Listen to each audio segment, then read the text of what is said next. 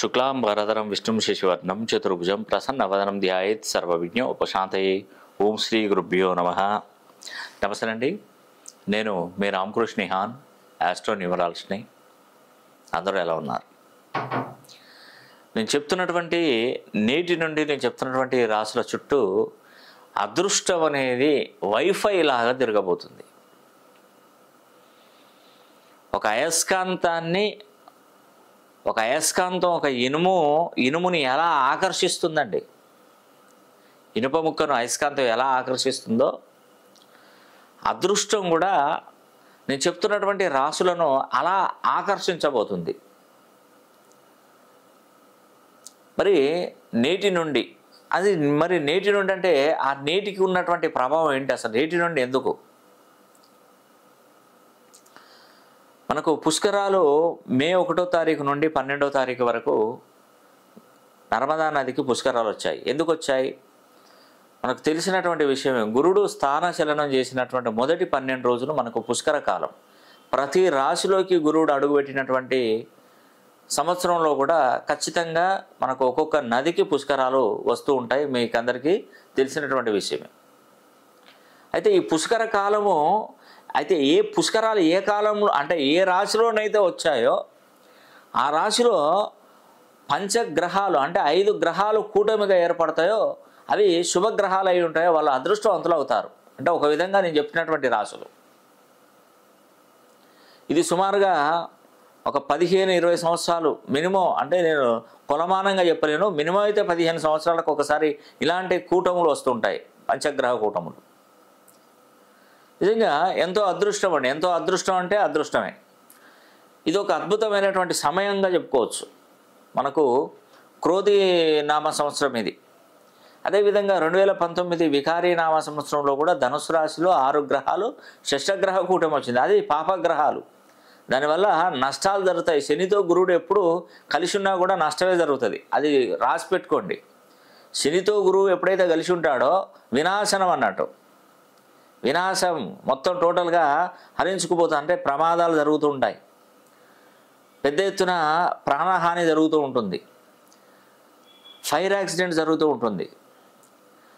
ఇట్లా రకరకాలుగా ఇబ్బందులు. అంటే మనకు ఆ టైంలో మనకు కోవిడ్ వచ్చింది 2019 సంవత్సరంలో, షష్టగ్రహ కూటమి జరిగినప్పుడు. అంటే ప్రాణహాని. నిజంగా ఇన్ని సంవత్సరాల చరిత్రలో కూడా తిరుమల తిరుపతి దేవస్థానాన్ని మూసివేసింది అంటూ ఎప్పుడూ లేదండి. కోవిడ్ కారణంగా ఆ మధ్యకాలంలో కొద్ది రోజులు మూసేశారు. ఇన్ని సంవత్సరాల తర్వాత అసలు మన చిన్నప్పటి నుండి కూడా ఇలాంటి ప్రళయం అయితే ఎప్పుడు రాలేదండి. విపత్తు అనేది ఎప్పుడు రాలేదు. ఇది మనకు ఒక బండ గుర్తు. మన పిల్లలకు కూడా మనం చెప్పొచ్చు. అప్పుడు ఆ కాలంలో కోవిడ్ అనేది ఒక వైరస్ వచ్చేసి మొత్తం ఇంట్లో నుంచి బయటికి వెళ్ళలేదు నానా అని చెప్పేసి మన పిల్లలు వాళ్ళు పెరిగాక వాళ్ళకు తెలుస్తుంది, ఆహా అప్పుడు అట్లనా ఇట్లనా అని వాళ్ళు కూడా ఆశ్చర్యపోతారు. ఆహా ఇంత జనాభా ఉన్న టైంలో కూడా అంత వెళ్ళకుండా ఎలా బ్రతికారు అన్న ఫీలింగ్లో వచ్చేస్తారు. కోవిడ్ అంత ఇబ్బంది పెట్టిందండి అందరినీ. అది షష్టగ్రహ కూటమి. కానీ ఆ ప్రభావం ఇప్పుడు ఉండదు. పంచగ్రహ కూటమి ఉండేది మేలు జరిగించేటువంటి కూటమి. మనిషి జీవన విధానాన్ని అద్భుతమైనటువంటి ముందుకు తీసుకెళ్లేటువంటి కూటమి పంచగ్రహ కూటమి. ఈ పంచగ్రహ కూటమి నుండి నేను చెప్తున్నటువంటి రాశులైనటువంటి సింహరాశి, మీనరాశి, వృషభ రాశి, కన్యారాశి, మేషరాశి, ఈ 5 రాశులలో జన్మించినటువంటి వారు ఈ పంచగ్రహ కూటమి నుండి అదృష్టవంతులు కాబోతున్నారు. నిజంగా ఇలాంటి అదృష్టం ఇలాంటి అదృష్టం కాదండి.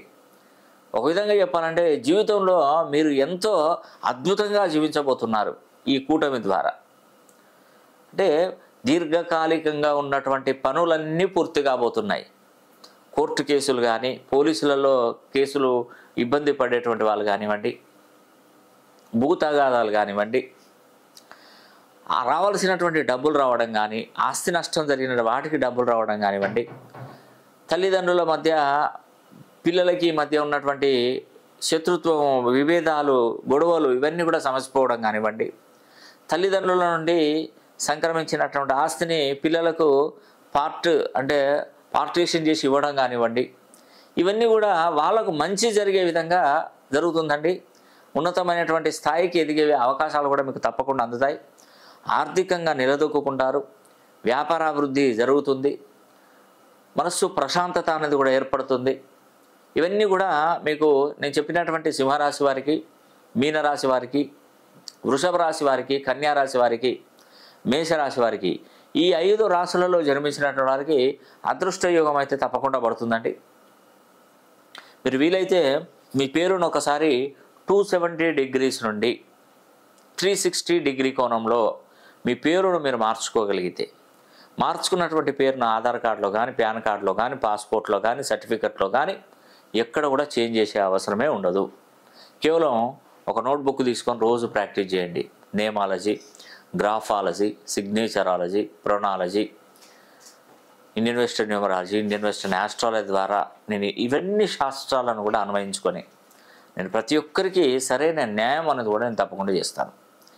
ఇది ఇప్పటి నుండి కాదండి, కొన్ని సంవత్సరాల కృషి, కొన్ని సంవత్సరాల శ్రమ ఈ శాస్త్రాన్ని నేను చూడడం.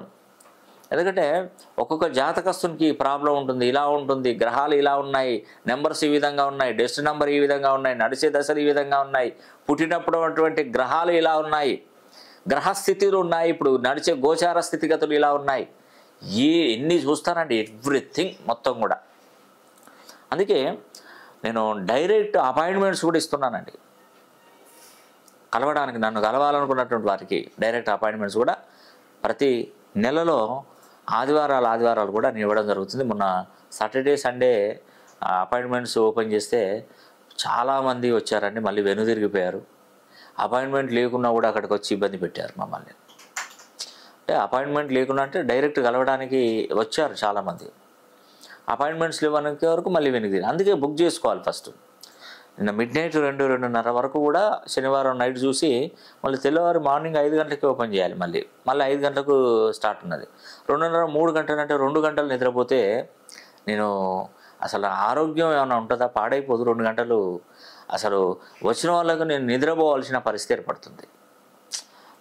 వాళ్ళు వచ్చి కూర్చుంటే వాళ్ళు చెప్పేది ఆవలింతలు వస్తుంటే, గురుగారు ఆవలింతలు తీస్తున్నారు, కళ్ళు ఎర్రబడినాయి, అసలు మనకి ఏం చెప్పాడు, ఏం చెప్తాడని కూడా ఆలోచనలో ఉంటారు. అయినా నాకు సాధ్యమైనంత వరకు వాళ్ళకి మంచిగా చేశానండి. కొంచెం టైం అనేది కూడా ఎక్కువ కేటాయిస్తున్నాను. వచ్చిన వాళ్ళకి కరెక్ట్గా చూసి వాళ్ళకు ఉన్నటువంటి సమస్యలు తెలుసుకొని ఆ సమస్యలు నా సమస్యలుగా భావించి ప్రతి ఒక్కరికి మంచి మార్గాన్ని అన్వేషించి ఈ రూట్లో నడవని, ఇలాంటి బిజినెస్లు చేయమని, ఇలా ఉంటే మీ జీవితం బాగుపడుతుందని ఎన్నో రకాలుగా నేను మొత్తం జాతకాలను పరిశీలన చేసి వాళ్ళకు మంచి జరిగే విధంగా నేను చూస్తున్నానండి. కాబట్టి ఈ అవకాశాన్ని సద్వినియోగం చేసుకోండి. ప్రతి ఆదివారం కూడా మీరు బుక్ చేసుకోండి. నెక్స్ట్ వీక్ అయితే అపాయింట్మెంట్స్ అనేది కూడా క్లోజ్ అయిపోయినాయి. ఆ నెక్స్ట్ వీక్ బుక్ చేసుకొని ఎక్కడెక్కడ నుండి అయినా మీరు ఎక్కడ నుండి అయినా రండి. మీరు విదేశాలలో ఉన్నటువంటి వారు కూడా బుక్ చేసుకొని రావచ్చు, నో ప్రాబ్లం.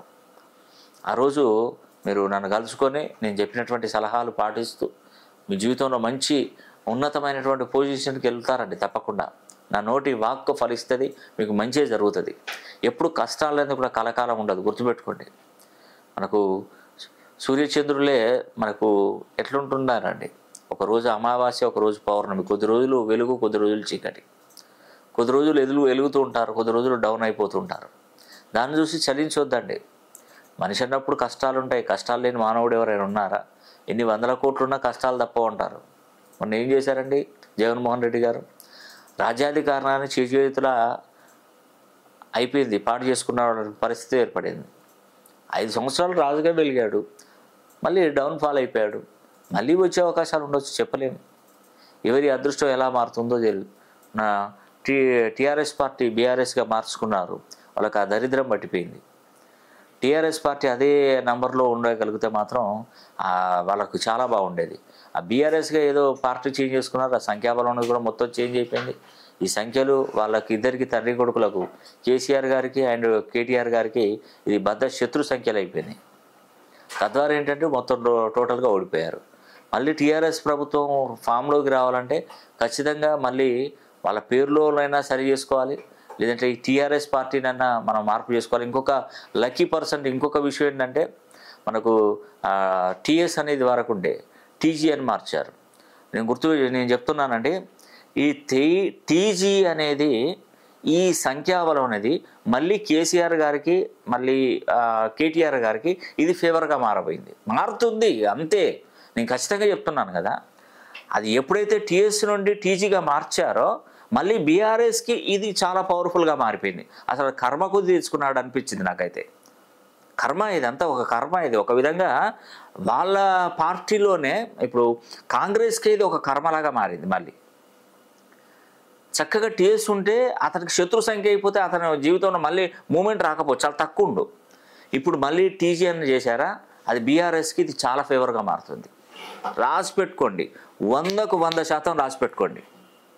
నిజమండి, అది మార్చడం వల్ల మళ్ళీ అతనికి పవర్ వచ్చేసింది. మీరు అనుకుంటారు కావచ్చు మళ్ళీ ఎలా ఉంటుందని. చూడండి, నెక్స్ట్ మళ్ళీ ఎన్నికల పొజిషన్ వస్తే మళ్ళీ తెలిసిపోతుంది. అంటే రేవంత్ రెడ్డి గారు నేను పిసిసి అధ్యక్షుడు అవుతారని నేను ఒక 3 సంవత్సరాల క్రితమే చెప్పాను, 3-4 ఏళ్ళ క్రితమే చెప్పాను. నిజమండి, నేను ఆ వీడియో కూడా చూడండి మీరు. రేవంత్ రెడ్డి పిసిసి ప్రెసిడెంట్ అవుతారని నేను ముందుగానే చెప్పాను. అతని మీద ప్రేమతో కాదు, అతని జాతకాలను అతన్ని గవలు వేసి చూస్తే తెలిసింది. ఇతనితో జాతకాలు ఏం లేదండి, ఇతని జాతకాలను పరిశీలించడం ఏం లేదు, మనం చేసేది ఏం లేదు, ఉన్నది ఉన్నట్టుగానే చెప్పడం. అంటే నేను సంఖ్యాశాస్త్ర ప్రకారం మనం చెప్పడం మాత్రమే, దీనిలో ఎటువంటి అది లేదు. కాబట్టి ఒకసారి గమనించి చూడండి, నేను చెప్పింది నిజమా రైటా తెలుస్తుంది. ఈ వీడియో కనుక మీకు నచ్చినట్లయితే లైక్ చేయండి, షేర్ చేయండి, కామెంట్ చేయండి.